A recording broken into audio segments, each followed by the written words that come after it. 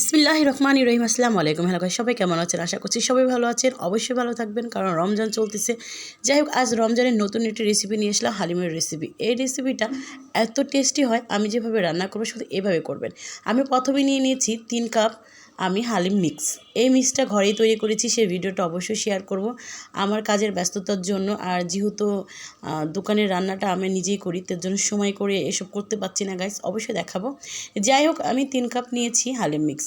নিয়ে এর মধ্যে আমি গরম কুসুম পানি দিয়ে দিলাম, মানে বেশি গরমের দরকার নেই, কুসুম কুসুম পানি হলেই, গরম পানি হলেই হয়ে যাবে।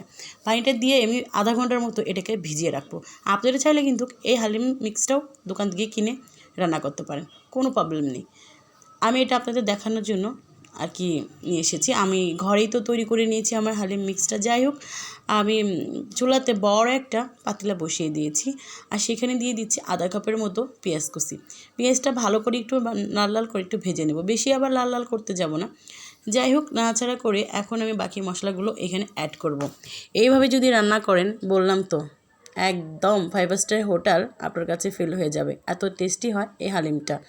যাই হোক, আমি 2 চামচ ভর্তি করে আদা দিয়ে দিলাম, আর রসুন দিয়ে দিলাম 2 চামচ।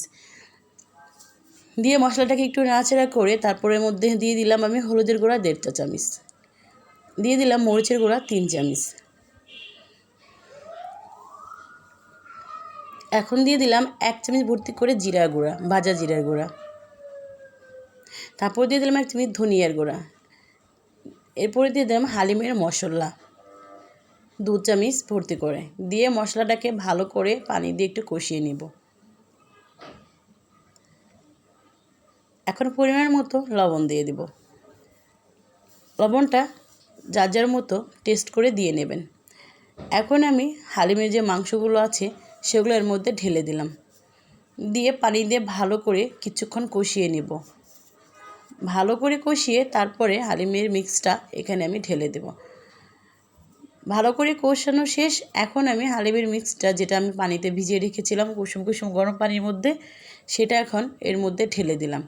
এটা ভালো করে একটু নাড়াচাড়া করে একটু কষিয়ে নিতে হবে, তারপরে পানিটা দিয়ে দিতে হবে। আপনারা কখনোই কিন্তু হালিম বসিয়ে দিয়ে অন্য কাজ করবেন না, কারণ নিচে লেগে যাবে একদম 100%। আমি এভাবে পানি দিয়ে কাঠের খুন্তি দিয়ে ভালো করে নাড়াচাড়া করে নিয়েছি। পরিমাণ মতো পানি দিয়ে বেশ কিছুক্ষণ 7 থেকে 8 মিনিট রান্না করে নিতে হবে। যখন দেখবেন এটা ঘন হয়ে আসছে, তখন নামিয়ে নেবেন। যাই হোক, আমি আরেকটা চুলায় দিয়ে দিলাম কড়াইয়ের মধ্যে বেশ খানিকটা তেল, আর দিয়ে দিলাম পেঁয়াজ। পেঁয়াজটা বাদামি কালার করে ভেজে পেঁয়াজের বেরেস্তাটা গরম ও হালিমের উপরে এটাকে ঢেলে দিলাম। এটাকে বলে বাগার। তারপরে দিয়ে ভালো করে নাড়াচাড়া করে আবার কিছুক্ষণ রেখে দেব। ব্যাস, হয়ে গেল আমার হালিম। এখন আমি দেখাই দিচ্ছি কতটা ঘনটা হবে। এটা কিন্তু একদম ফ্রেশ মাংস রান্না করে আমি রেখেছি, সেটা কিন্তু ওর মধ্যে দিয়ে দেবো। যেহেতু দোকানের জন্য আমি দেবো, কিছুটা আপনাদেরকে দেখালাম। আপনারা চাইলে যেভাবে গরুর মাংস রান্না করেন ওইভাবে রান্না করে এখানে মিশিয়ে দিবেন। আমি 2 পদের মাংস রান্না করেছি, তাই আমি ফ্রেশ মাংসটাও দেখিয়ে দিলাম।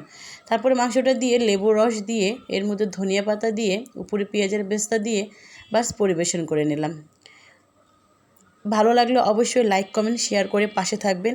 এত পরিশ্রম করার পরেও তবুও আপনাদের পাশে, আপনাদের কথা মনে রেখেছি, আপনাদের জন্য নিত্য নতুন রান্না নিয়ে আসছি। সবাই ভালো থাকবেন, সুস্থ থাকবেন। আল্লাহ হাফেজ।